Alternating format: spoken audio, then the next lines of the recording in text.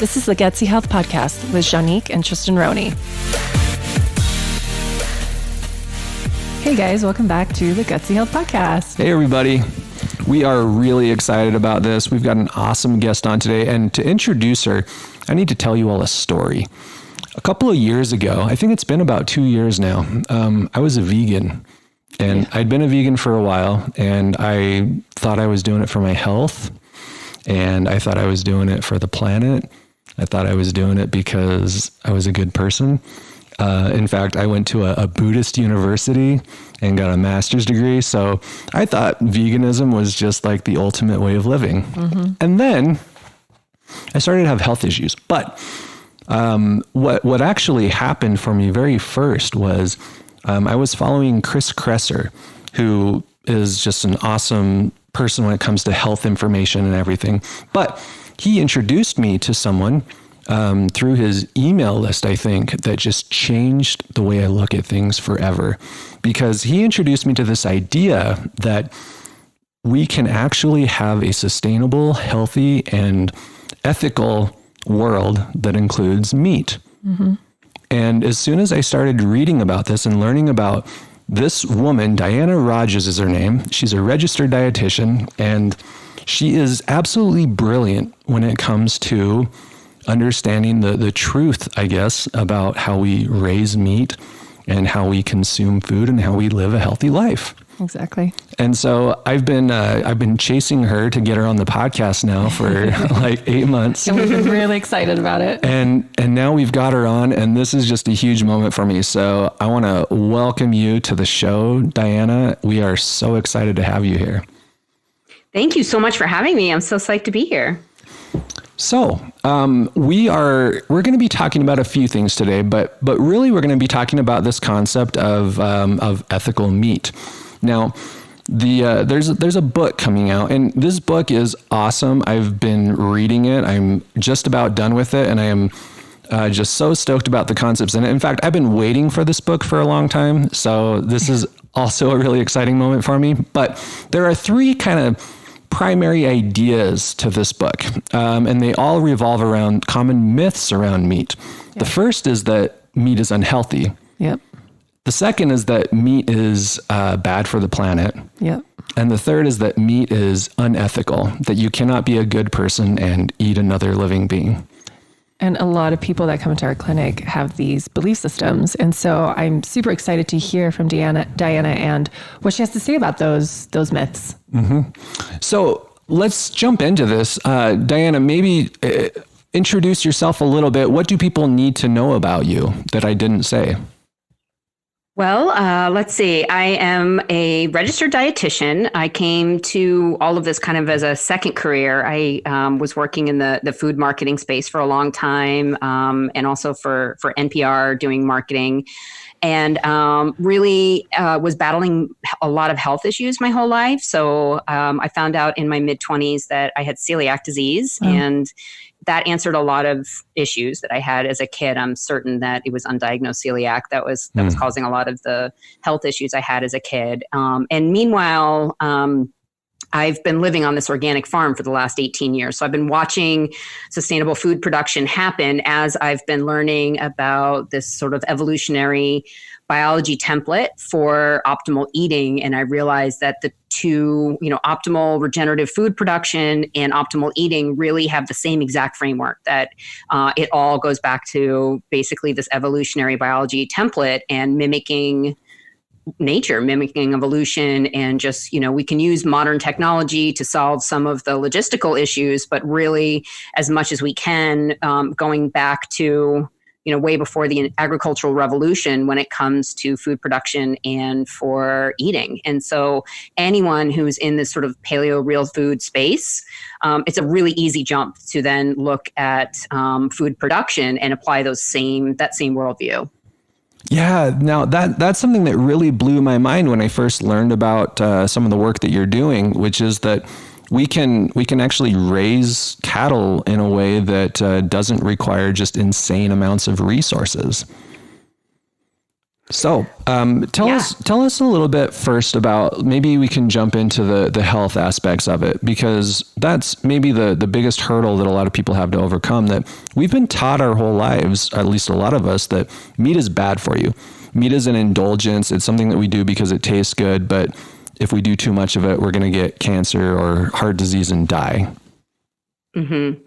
Right. And so in the book, Rob and I, Rob Wolf is my co-author, and I first make the case that the evidence against meat is very poor, and that animal products are actually required for optimal health. So we get that out of the way first, because you can't have a talk about food production if it's about growing food that is unhealthy in the first place. Exactly. And so we get that kind of right off the table, that eating animals is something that that humans have always done in the past. We do talk about how there do seem to be a few people that seem to be okay on a vegan diet. But, a well-planned vegan diet plus animal products is actually an optimal diet for humans, that there's nutrients in meat, in animal products, that you cannot get from plants. And so then we move on to the environmental claims against meat, and how they're largely distorted, and strangely in a very similar way to the meat will cause you cancer information that's reported by the media, and how that's distorted, just, poor methodologies and misinterpretation of the actual science. And so we walk everyone through the land use argument, the water argument, the feed argument, all of those things, and then explain how cattle can actually benefit the land when managed well. So, what questions do you have? Where can I start? I mean, we talk about ethics, we talk about even the big picture. Why is meat scapegoated in the first place? All of that. I would like to talk about the research behind that, because everyone likes to use research as weapons against each other's ideologies around meat. And that's where, a lot of people that don't understand research, they'll just, read like a blog that references research, and they're like, oh, well, because there is a paper on it, therefore it's true. Can we go a little bit more into the research and where we went wrong? The health research or the environmental research? Let's talk about the health research around meat. Like, for instance, everyone keeps referring back to like the China study. Yeah. Well, interestingly, I could also point out that the publisher of the China study, Ben Bella, is actually the publisher of our book. Oh, are you serious? Yeah. Well, that's interesting. So how did that happen?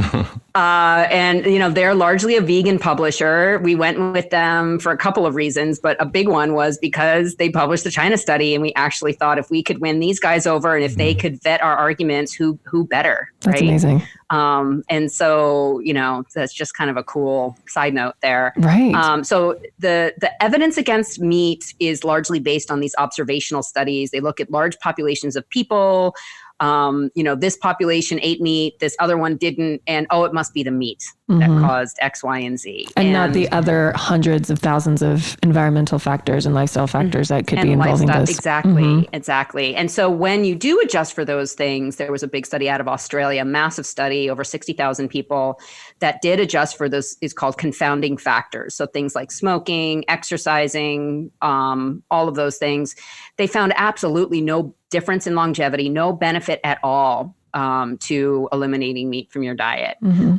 There's also another kind of famous study that looked at people who shop at health food stores. So therefore, you're sort of already adjusting for, your typical health food shopper is less likely to drink and smoke as much as someone who shops at a conventional store. They're more likely to take care of their body, have a healthier lifestyle, eating more fruits and vegetables, which is generally considered a good thing.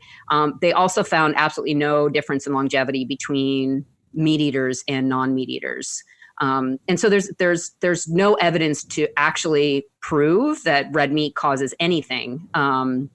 As far as cancer goes, there's only links. And again, those links are extremely weak, even when it comes to processed food causing colon cancer. They like to use the studies against cigarettes as a template. And so, what they did with the cigarette studies is they looked at large populations. This population smoked and this didn't, and these guys got cancer. But, the difference in cancer rate was like 30 times higher than the average person. In the cases where they're linking processed meat to colon cancer, it wasn't even 2 times the risk. It was way less than that. So your average chance of getting colon cancer in just, the average person is about 5% chance that you're going to get it. If you eat 5 slices of bacon every single day for your entire life, supposedly the chance then goes up to 6%. Wow. But the media looks at that and says, oh, look, it's a 20% difference because the difference between 5% and 6% is 20%. And so it sounds like, oh my God, I have a 20 times higher chance when you don't even have a 2 times higher chance of getting cancer. And in the context of a real food diet, there's lots of different types of processed meat. Obviously, there's like prosciutto and traditionally made salami, or there's gross bologna that you could get at a gas station, right? Those are very different processed meats. Totally. A lot of people will even look at roast beef and say that that's a processed meat when really it is less processed than most things. I mean, it's just roasted beef that's then sliced. That's not a processed meat. Right. So what I'm hearing is we can eat bacon. You can eat bacon, you're fine. Have an overall healthy lifestyle. Yeah, exactly. Eat some fruit and vegetables. Don't drink and smoke like crazy every night, and you'll be fine. Right, exactly. Sorry, I didn't mean to interrupt you there, but whenever I post like our breakfasts, and I'm showing people like, oh, we have asparagus wraps, like we wrap our asparagus with prosciutto.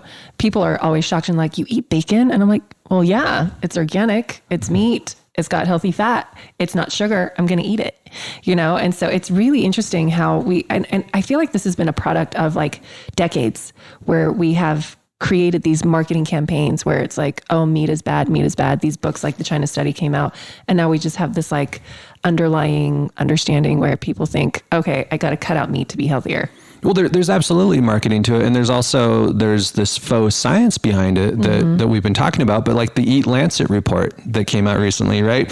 I'm looking at the recommended plate setup from the Eat Lancet, and the sliver allowed for animal products is like almost non-existent on there. Wow. There's 4 times as much space allocated for plant-sourced protein.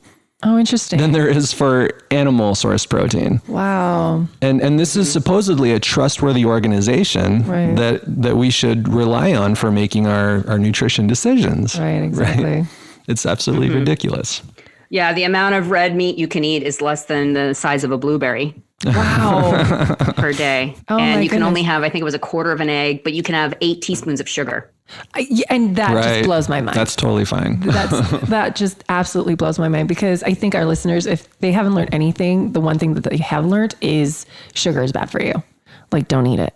And that's an issue that we have here, right? In our country, is that we are just overloaded with sugar, but meat's the bad guy. Sugar and vegetable oils. But there's a difference between the quality of meat that I think it's, Diana, you would know better. Like, are we researching the right kind of meat? Because there's a difference between grass-fed, grass-finished beef, and then there's a difference between beef that is fed corn. Sorry about your the dogs. dog. I can hear in the background. Yeah, someone just knocked on our door. Actually, so we go through the science in our book, and there's a lot of misconceptions even about typically produced beef. A lot of people think that it's fed corn its entire life, which isn't true. So the average beef cow, steer in America really only gets about 10 to 12% of their overall diet from grains, period. The rest is all cattle start on grass. And even when they're at the feedlot, it's not 100% grain that they're eating. They're eating a lot of they're upcycling a lot of nutrients. For example, corn husks from the ethanol industry that would decompose and emit greenhouse gases if we just left it in a pile. Yeah. And really the only use for that is to feed it to an animal, like a ruminant, and turn it into protein. And so it's really not so black and white, good meat, bad meat. And that's where nutritionally, there really isn't a massive case for eating only grass-fed meat or no meat. So this idea that we obviously have to eat less meat and better meat is from a nutrition perspective, not really that accurate. We looked again, at all of the research and the omega-3 thing, a lot of people say, oh, well, it's twice as much omega-3s, but beef is a really bad way to get omega-3s in the first place. And so you would still need to eat about 8 pounds of grass-fed beef in order to get the same omega-3s you could get in a 3-ounce piece of salmon. That's a lot. Yeah. And so saying, 2 pennies is twice as much money as 1 penny, while that's true, it's also sort of inflating the significance of twice as much money, right? And it's the same thing with the omega-3s. And so a doctor would never tell you eat organic vegetables or don't eat vegetables. And so as a dietitian who believes in meat and thinks that, it should be accessible to all people, even if they can't access perfect regenerative grass-fed beef, my advice is to buy the best meat you can afford, support the best farm practices that you can access, and really reduce your intake of processed food, because that's the real villain here. It's not meat. And actually, there are some even typical beef practices that aren't so bad. And especially when we compare it to chicken and pork, which are 100% fed grain their entire lives and raised indoors in cramped conditions and cages and things like that their entire lives. Beef is a way better choice nutritionally, ethically, and environmentally than chicken or pork could ever be. Interesting. I never even thought of that. Like, chicken does eat grains, like 100% grain. Free range would probably eat more like bugs and stuff and have a better protein diet, but those are really hard to come by, and free range chicken, pasture raised, meat chicken is extremely rare. You can't really find that in a grocery store. I have not seen it in a grocery store. We used to raise it, but the price difference between, a chicken you can pick up in the grocery store, like I've seen them as low as like $3 a chicken or something like that. When we used to raise meat chickens on our farm, we had to charge about $30 a chicken. Yeah. And so the price difference just really, chicken should be that expensive. Right. Our intake of chicken has gone up about 400% in the last 30 to 40 years. And that's at the expense of beef, right? People have cut down beef and increased chicken. Yeah. So worldwide beef intake has flatlined, and in the US, it's actually gone down. So in the US, we eat about 2 ounces of beef per person per day, and we eat about almost twice as much chicken per person per day. Wow. That's insane. And it sounds like what you're saying is that that's to the detriment of our health. Yeah. Certainly I would recommend chicken over Twinkies and box mac and cheese and other things. Again, it's not like chicken bad, grass-fed beef good, there's a lot of nuance to all of this. But certainly from a nutrition standpoint, beef is about 30% more nutrient dense than chicken. Chicken's really high in omega-6s. If you're trying to balance your omega ratio, don't eat poultry, because that's really high. They eat 100% grain, and as monogastric animals, they translate that directly into their fat, where ruminants, it's a slightly more complex digestive pathway, because their rumen is actually digesting the grass for them. Anyway, so it's not like a direct translation to the fatty acid content. No, this is all new to me. Why aren't we talking about this more? Like, why? Because the grass-fed beef companies don't like it when I say this. And then typical beef companies don't like that I say grass-fed is better environmentally. And it's not just grass-fed. There's also nuance to that too, because there's different ways of raising animals on pasture. You could have, if you have a 1 acre pasture and the same cow on that land for the entire season, that's not great. You want to be moving that animal to new fresh pasture on a regular basis. And so it's much better to be doing a more regenerative grazing pattern. That's, some people call it mob grazing or adaptive multi-paddock grazing or holistic management. But basically the idea is to mimic the way natural herds of animals move in the Serengeti. So they stay bunched together as protection from predators. But that actually concentrates their manure and their impact on the land. But then they're moving, they're not staying in one spot too long, because if you stay still, you're going to get eaten. Right. But that actually allows the land to have a nice long rest after it's been grazed, and allows the roots to regenerate back. And that's when the carbon can get sequestered and soil gets built. That makes a lot of sense. So how do we vet farmers that do this? Like, what are the questions that we should be asking when it comes to buying our meat?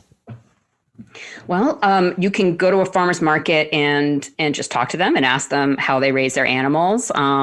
You can ask to visit the farm and see, and you should look for patterns of movement and not just one paddock that has the same animals the entire season when they're not, if they're just scattered around overgrazing certain patches of land, that's not ideal. Not all farmers are going to want the public to just drop by. And so you have to respect that because it's not, they're not tour guides, like they're running a business and that's okay if they don't want you coming just unannounced. Right. But there's also great websites. There's eatwild.com. There's localharvest.org.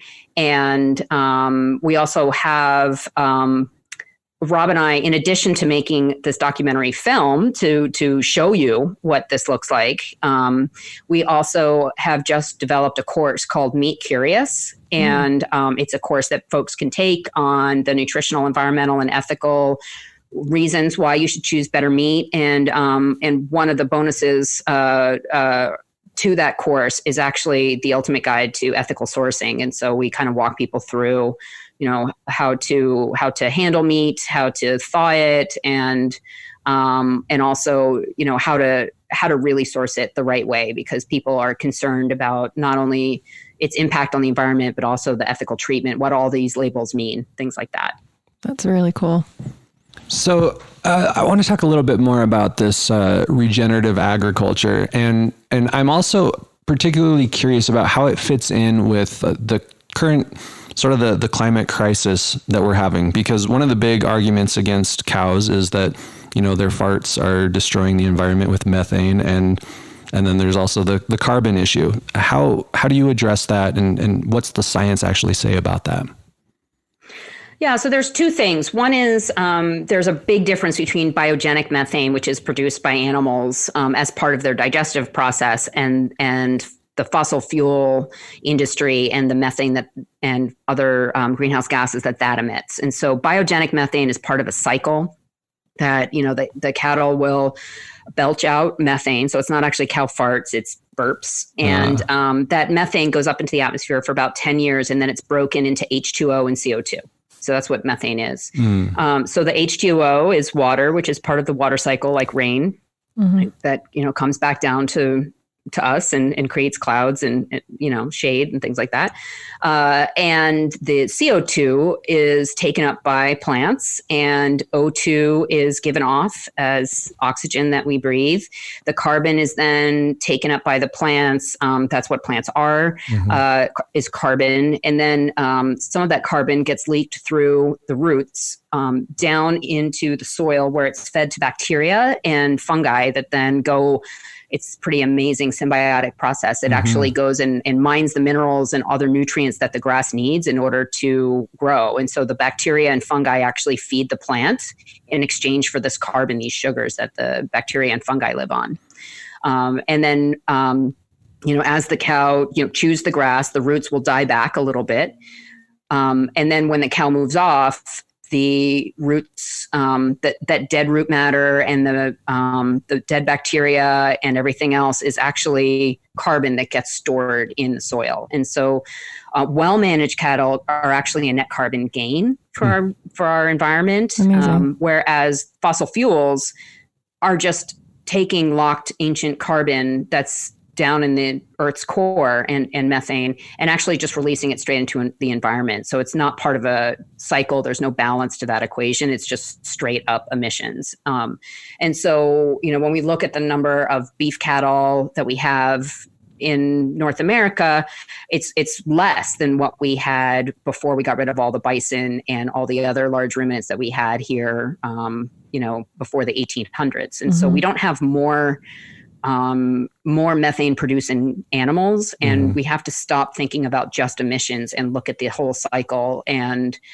what we're getting as a net gain from the cycle. So then basically it sounds like you're saying that a well-managed cattle operation that allows the natural kind of ecosystem to do its thing, and cows being a part of that, will actually help us to make this climate change situation less severe? They will actually sequester more carbon than they give off in greenhouse gases, and they're one of our best tools at mitigating climate change because most of our agricultural land is best suited towards grazing and not towards crop production, which emits tons of greenhouse gases. That's really cool.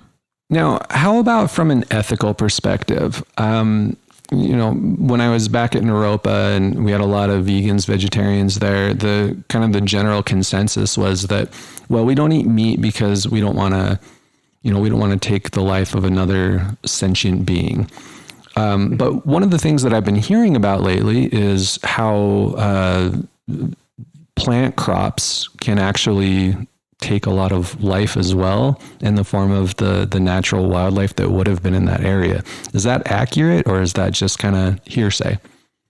Yeah, so this is idea of the principle of least harm, and what death happens in order for your plant-based life to happen. Mm-hmm. And so just because you're not eating steak on your plate, something that a living, breathing animal that died, does not mean that you're necessarily causing less death mm-hmm. through your eating habits. Right. It just means that you're not acknowledging the death that happened in that process. And so even on an organic farm, there's tractors that are going through, there's organic chemicals that are actually biocides and can kill insects and weeds and things like that. We don't let deer in the fields. We don't let them just eat whatever they mm-hmm. want. So you need to make sure that they can't get into your fields. If there's rabbits around, organic farmers will shoot them. Mm-hmm. And so there's plenty of death, even on the most beautiful organic Charlotte's Web looking farm that you can imagine.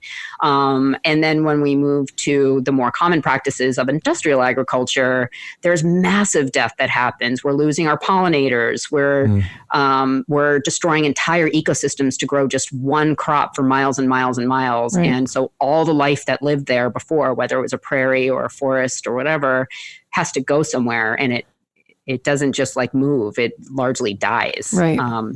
And so, what you end up with instead of, salamanders and butterflies and bees and, multiple species of grazing animals and everything that you might see on a more regenerative farm, what you see on a typical, soy or corn farm is an owl and a couple people maybe and a large tractor and then maybe some mice. It's what we want is more life. We want farming practices that bring more life to the area. And one large ruminant animal like beef can actually produce almost 500 pounds of meat. And so according to this principle of least harm, mm-hmm. eating one large ruminant is actually causing less harm than all of the life that you could potentially be killing through, supporting just a plant-based diet. Right. I would encourage anyone listening to this to go look up some photos and videos of one of these massive crop production facilities after they've recently done a harvest. And what you will see is that, like Diana was saying, it is not this magical forest land of living life. It's a barren wasteland of nothing but dirt. It's a dust bowl. Basically, it's a dust bowl. It looks dead. It looks completely dead. And it's how do you grow high nutrient dense food from dead soil, mm-hmm. from a dead environment, dead, there's no microbiome. I loved how you mentioned that, the carbon being absorbed from the tree system goes in to feed the bacteria in the soil. And we forget about the bacteria in the soil and how important that is. Mm-hmm. It's not essential anymore, and it's absolutely essential. And we are experiencing the decay from destroying that ecosystem. Mm-hmm. On the other hand, if you go look up some photos and videos of a regenerative agriculture process, and you'll see that does look more like the idyllic scene that we have in our minds about mm-hmm. how things should be done. It just looks like nature. And you have these natural cattle herds that are kind of moving their way through nice and slowly, and things look really healthy. And the best part is that... And so, go ahead. I was just going to say, it looks like once you have it set up, it also takes a lot less active manipulation of what's going on to have it work well, because nature just kind of takes over and it does what nature wants to do. Right. And some people will argue then that, well, why do we have to eat them? And why can't we just rewild everything and just have the deer and unicorns and rainbows and just live, in a city and, crop what we need and not eat them? And the problem with that is that we have moved into and destroyed rural America too, right? And so we don't have those large tracts of land, and we don't have the predators that we did once have. And so just to give an example, I live right outside of Boston. We have a massive deer problem here because we've gotten rid of all their natural predators. They're completely destroying ecosystems here. They're eating all the underbrush in the woods. There's way too many of them. They are destroying the habitat for ground nesting birds. I mean, it's a huge, huge problem, these deer, and people are hitting them with their cars, and it's a problem. But yet no one wants wolves, understandably. Here, 30 minutes outside of Cambridge, where I live. And but also no one wants hunters. So what are we supposed to do about these deer? And okay, well, there are areas where we maybe could hunt a little bit more, but that's still not really a great solution. We need to be managing on a much bigger scale if we're going to be feeding people. Right. And so even if folks don't personally want to eat meat for personal reasons, and I get it. There are certain animals that I don't feel comfortable eating too. And so I understand that, certain people might not want to eat a beautiful cow for whatever their personal reasons, but it cannot be argued that it's more nutritious not to eat them, that it's environmentally better to eat them, or that it's ethically superior to not eat them. And so what we do have is massive amounts of rangeland and pasture land that needs to be covered. It cannot be cropped. Yeah, exactly. And really the best solution is to have herds of animals that are managed well. So we're basically looking at, we can do the herd, the cattle raising there, or it can sit empty and barren and essentially do nothing. So what's really interesting to me, going back to the ethical argument real quick, is that what it sounds like the issue is that people don't want to take responsibility for their food choices. Right? They want to pretend that what they're doing is harmless and that everything is fine because they don't have any hands-on contact with the food production process. And right, exactly. I mean, we're less than 2% of our population actually directly interacts with how food is produced, and so it's not their fault that they don't know. They just don't know. But it's as you'll see in the film, we actually have farmers explaining that it's really hard to make important ethical and moral and policy decisions when you don't know very much. And so it's very dangerous to do that. And so that's what we're running into now, is that our bias against meat, our bad feelings about meat, our scapegoating of meat as the worst thing for our health and the environment, that's really just based on these fears of death and disconnection from nature and food production. That's really impacting policy. It's affecting, programs like Meatless Mondays in schools, where a lot of these kids, this could be the most nutrient dense or only meal they get all day long. Because in New York City, 70% of these kids are low income, 10% are homeless. Wow. And so there's never been any studies to show that, pulling meat out of someone's diet one day a week will do anything for the environment or to improve health status of kids. There's actually only been one study that looked at meat versus less meat in at-risk kids, and it showed that the ones who did get the meat supplement actually performed better physically, behaviorally, and academically. And so we know that meat is important, that the iron and B12 and other nutrients in meat are what kids need. And so, again, people are setting policy, which I think is pretty dangerous based on ideology and a religious-like bias against eating animals. Yeah, there's a really poignant documentary we watched. Do you remember what it was, Yannick? It was a Native American tribe in like North Dakota, and they were buffalo hunting. Oh, it wasn't a documentary. It was actually Chelsea lately. Oh. The Chelsea show. All right. So And I explain this to my son all the time. Is they wait. It's a very spiritual practice that they do when they go and hunt their bison. They wait for a bison to, what they say, offer themselves up. So they'll watch the herd. They kind of separate themselves and then from the the herd, bison right? separates itself from the herd, and then they hunt it really swiftly, and they pray over it, and they think it, and they use all of the parts of it.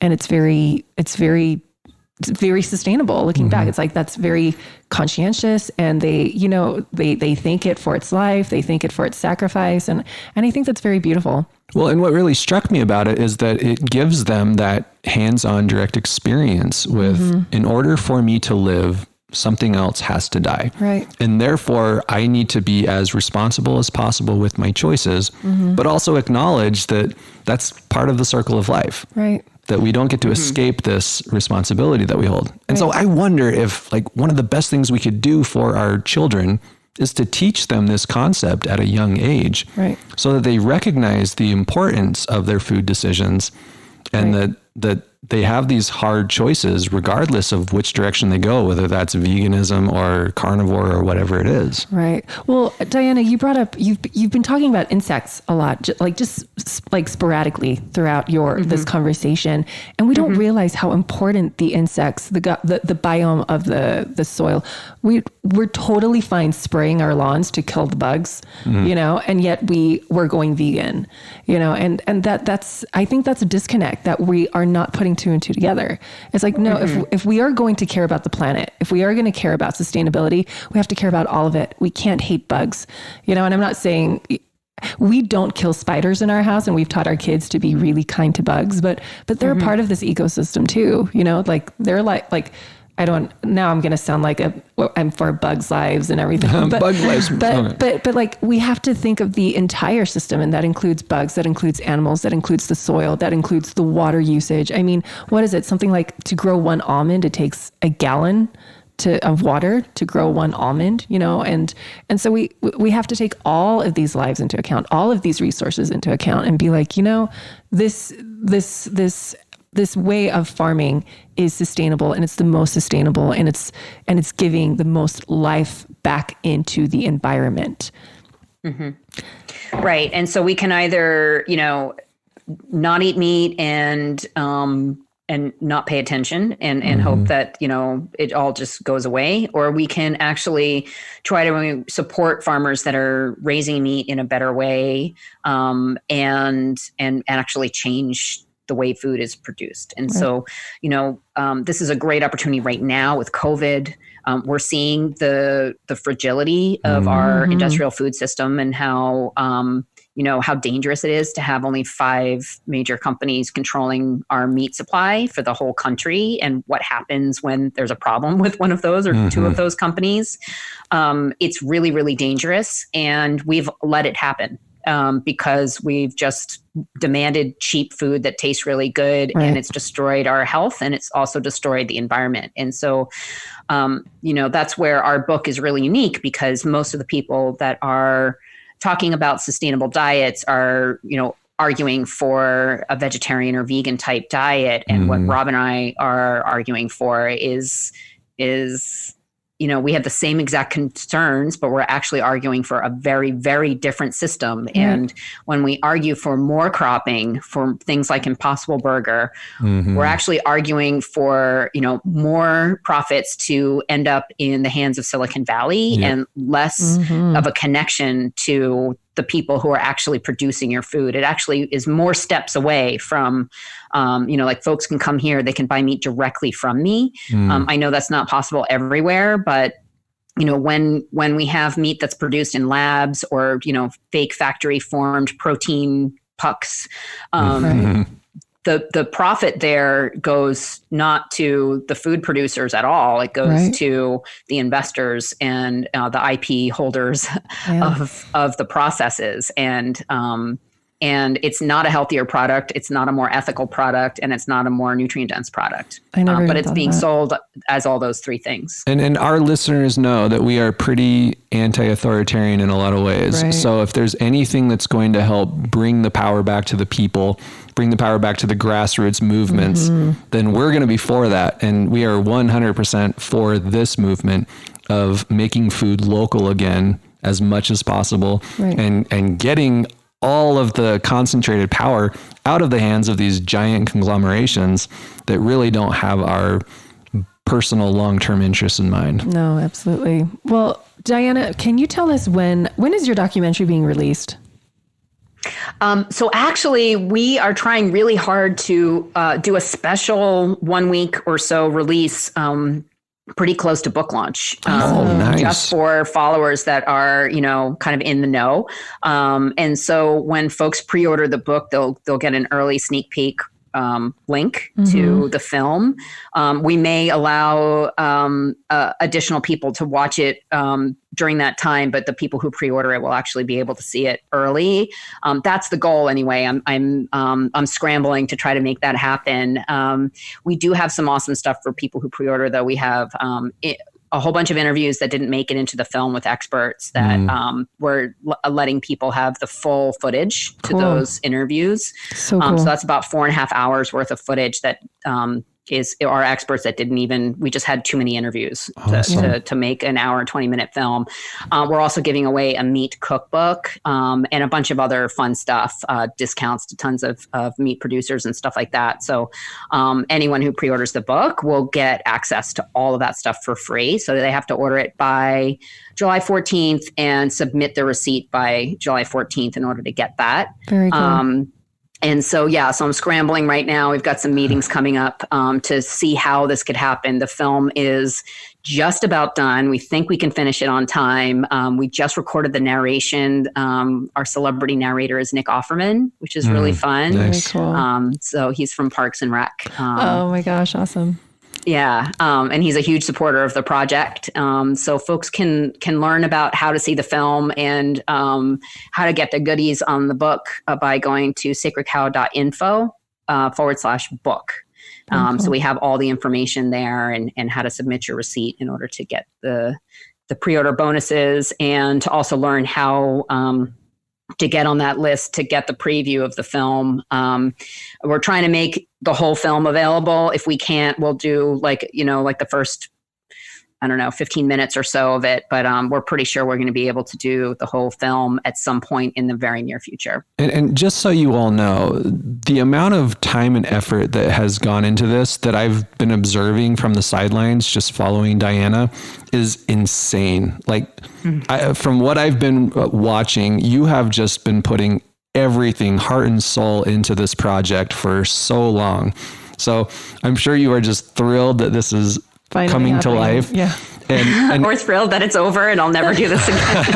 I mean, you're right. It's a lot of work. I have not paid myself in the last 3 or so years working on this and will likely never make my time back, even at minimum wage. But I felt like this was such an important documentary to get out there. There's just so much misinformation. They're showing cowspiracy in schools. Oh my gosh. Wow.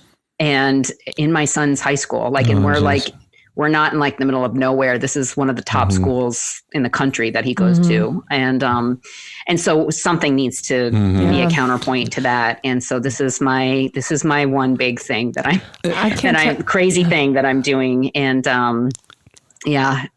so thank you. I really appreciate you helping us get the word out about it. Absolutely. And I hope that, people, definitely buy the book for all the science, but also watch the film too, because we take you to some really amazing producers that are doing amazing work and healing the land with good livestock management. That is awesome. And we are definitely going to be talking more about this, but please go to sacredcow.info /book. Get your copy. It is absolutely 100% worth it. I promise you. And if you have watched The Game Changers, guys, then please watch this too, because I can't tell you how many of our clients are like, I'm going to go vegan because of this. I'm like, no. Please do your research. And so if you have watched any like Cowspiracy, Game Changers, please read this book, get this book, watch the film. It's really going to open your eyes, you guys. And Diana, thank you. You are changing our cultural shift around meat. And we're going to see this movement and the changes that it's going to make in the next 10 to 20, 30, 40 years and so on. So thank you for your time and your effort and your sacrifices. Thank you. Thank you so much for helping get the word out. It's we need everyone in this real food community to support this. I'm really hoping this makes the New York Times bestseller list, and we can really do that best with pre-orders. And that's why we're just giving so much stuff away, because we really need everyone's support to get this book, all the sales concentrated in July, so that we get some attention around this topic.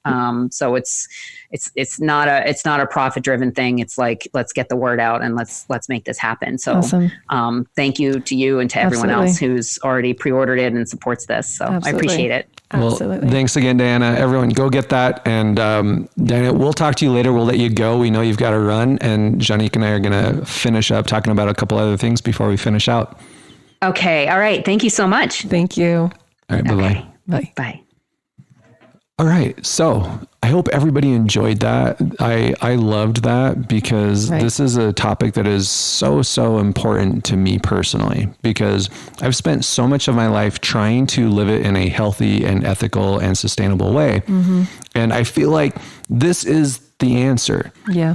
And what's so great about this is that this is exactly the same concept that we talk about all the time, which is we need to go back to what worked for generations and generations of humans before modern practices changed everything and we thought that science was smarter than nature. Right. So this is the way to do that, not just for our personal health, but also for the health of our planet. Exactly. We need to get back to letting nature work the way that it's supposed to work. That it was designed to work over hundreds of thousands of years. And we need to reclaim our place in the food chain, not as these passive, isolated consumers of it, but as active participants, knowing where it's coming from, caring where it's coming from, appreciating the sacrifices that were required to get it there, and then doing our best to kind of pay it forward by being good stewards of the land that we have control over. The earth. I know that getting high quality, ethically raised meats is a lot more expensive, but you're not just paying for meat, you're paying for the health of the planet. You're paying for sustainable environments. You're paying for so much more than just meat. It's so that we can keep perpetuating health and wellness. It's almost like an investment in our future and our children's future and our grandchildren's future, because if there's anything that we've learned, it's that our planet is slowly dying. And I mean, so many scientists have told us, in 100 years, there are going to be some really, really bad things happening. I don't think it's even 100 years now. Some are saying like in less than 20 years, we could start seeing some really drastic negative changes. Exactly. And so this is one of those answers where it's like, we have to know where our food is coming from. We can't afford to not care anymore. There are some pretty massive changes that need to happen. And this is one of those. Exactly. And hopefully it's not too late. Right. But one of the things that really surprised me about the interview was that there's really not a huge difference between getting organic grass-fed beef from a mass-produced farm at the grocery store and the conventional stuff. There's a much bigger jump, though, when you switch over to the regenerative agriculture projects and start supporting more of the local farmers that are doing that. So that's a change that we're going to have to look at making, seeing if our meat sources are actually abiding by these principles, and if not, trying to find some sources that do. Exactly. And we'll keep you guys up to date on that, like what we find. We'll do a little bit more research and we'll talk about that. And maybe we'll bring on some other people that are farmers and we will talk to them and see what they're doing and what it looks like in their circles, and they can help educate us more. Well, and once this documentary comes out and all the extra footage, there should be a long list of options for us to reach out to. So that's going to be pretty exciting. Exactly. Now, before we go, do you have any things you wanted to talk about from the membership? No. You know what? I normally do, but I was not expecting you to say that. I didn't get any. I mean, there's always stuff I want to talk about. Okay. But I don't have anything planned. All right. Well, so what I want to talk about then is that we've had a really fun week in the membership because people, for some reason, this tradition has developed where people are sharing photos of the meals that they're making. And it looks so good. It's really awesome. It makes me a little bit jealous because like our meals, we're using the same recipes and everything. We're just not fancy, right? We don't plate it or anything like that, but we're getting all these really beautiful photos from people. Right. And it's like, wait, is this our recipe? Yeah. That looks really good. You even said to me yesterday, you're like, we can make another recipe book using the members' photos. Seriously. They're so pretty. But the best part is it's not the photos. It's what people are saying about the photos, which is that not only does it look beautiful, but everyone is enjoying the food a lot. I know. Isn't that amazing that we think that there's this subconscious belief system that healthy food is boring and it's not. And they're also saying that the meals are pretty simple too. Like they're not super labor intensive. And there's one every now and then where it, like the pad thai. The pad thai is a little bit more labor, like it's more consuming, but it's worth every minute. But most of the menus, they're so simple and they use simple spices and they're not complex. And so we've really been enjoying seeing their journeys.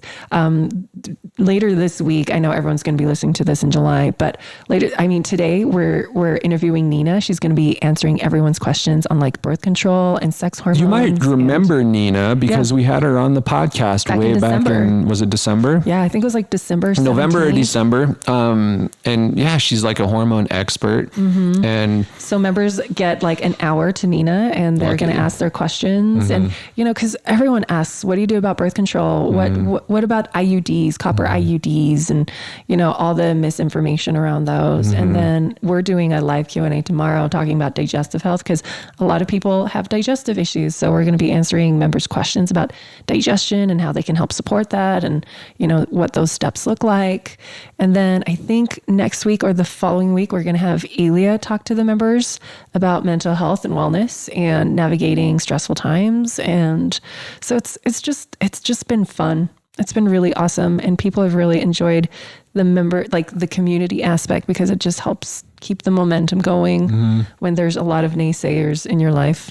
And so if that sounds familiar, that you are someone that has a lot of naysayers in your life, or there's just a lot of hurdles that make you feel like, gosh, I'd like to eat healthier. I'd like to start incorporating more of these regenerative agriculture meats in my lifestyle, but gosh, it's just so hard. All I can ever do is get food from Chick-fil-A. Right. Well, this membership might be just the thing for you. Right. It'll help you simplify the process of transforming your life for the better. Exactly. So there you go. You guys, thanks for listening. That was so informative. I just loved listening to what she had to say. And she knows her stuff, you guys. She does. And if there's anything that we said, it's the research around meat has just been so bad for so many years. And the interpretations of the research are even worse because they are meant to fit a political agenda. And, not to politicize this, but basically people have an idea of what they think is best for the world. And they're willing to kind of twist and distort the facts and how the facts are created in order to help them achieve that agenda. Right. And in their minds, hey, the ends justify the means, right? Exactly. But we don't follow that idea. We are interested in what's actually best for you and for ourselves. And if we have to challenge the research, if we have to challenge the narrative, then we're going to do that. Right. And so hopefully that's something we accomplished here today. Can I get weird for a second? Uh-oh. No, not that weird. I was thinking as she was talking about, just sustainable, it includes bees and bugs and bacteria. And, I kept thinking of my son, Tennyson, who he's such a bug enthusiast. He cries when they die. If you guys saw my Insta stories, he was crying because one of the flies got stuck in like a rat trap or something, and I had to rescue it with my tweezers. And he just cares so deeply, and he feels when they die, and he cries over their deaths. And part of me wonders, like, where did we become so desensitized where we see a bug and our first inkling is to kill it? right? Or is to spray our gardens to kill all the bugs. And I get it. I lived in Texas, right? Like I hated the mosquitoes. I actually sprayed for mosquitoes, but like they are a part in the environment too. They are a part of sustainable living. They are part of making sure our soils are healthy and aerated. They have their own ecosystem that we have completely disrupted as well. And so when we think of regenerative lifestyles in living, I'm not saying go save the bugs, but what I'm saying is like all of these things are tied in. And where have we become desensitized? I don't know that we have. I actually think that it's our sensitivity that drives this whole unsustainable process, because we personally can't handle death. And therefore we outsource it to other people. That's a very good point. And as soon as it's outsourced, it can run rampant, right? Because, hey, we're not involved. We don't have to look at it. We don't have to feel it. Right. And that's what's so great about watching Tennyson, is that we get to see that that natural sensitivity just blossoming. And now the task that we have as his parents is to help him make sense of that sensitivity and not let it turn him away, right? Not let him try to avoid that and outsource that in the future. Right. So help him see that, yes, this is incredibly sad. It hurts. It's painful that things have to die. But what do we do with that pain? Right. Do we run away from it? Do we cover it up? Do we medicate it? Right. Or do we let it keep us sensitive so that we can continue to make good choices that are for the best of the whole, not just convenient? And for us to dive into that too, because now we have to explain that to him, and we have to think about the whole circle of life concept, right? And have to explain to him, like, some things do have to die in order for other things to live too. Like you think of birds of prey, they eat meat, they eat other animals. And his response to that was, well, why can't they eat vegetables like us? It's like, that's just the balance of life. And so somehow we have disrupted that balance, whether it's how we spray our fields, our own homes, our produce, how we farm our animals. Like it's a whole systems issue. And hopefully what we drove home today with Diana was that you don't get to escape that by giving up meat. Right. And animal products. You don't, because even your plants come at the cost of others' lives. Yes, exactly. And that's okay. It's okay, because it has to be okay. But that means that you need to understand the responsibility that you take on yourself for all of your food choices. Right. So be hyper responsible on where you put your money, because that's how we can keep supporting those farmers, those companies that are doing this, that are trying to keep the planet healthy. All right. We have a lot more say than we realize. All right. These big businesses, these big agriculture, big pharma, big government, like they talk the language of money. So let's talk the language of money too, and put our money in the places that we want sustained and perpetuated. Right. And in my opinion, the best way to do that right now is to go get the book, sacredcow.info/book. Yeah. Let's support this movement, you guys. And educate yourself in the process. Exactly. And that's it. That's it. Okay. You guys, if you love this, please leave a review, and thanks for listening. I certainly learned a lot, and I can't wait for you guys to hear this. Yeah. And share it with all your vegan friends. Or don't share it with them until when they're ready. So, or now. I don't. All right. We love you guys. Thank you. We will talk to you again soon. Okay. Bye. Bye-bye.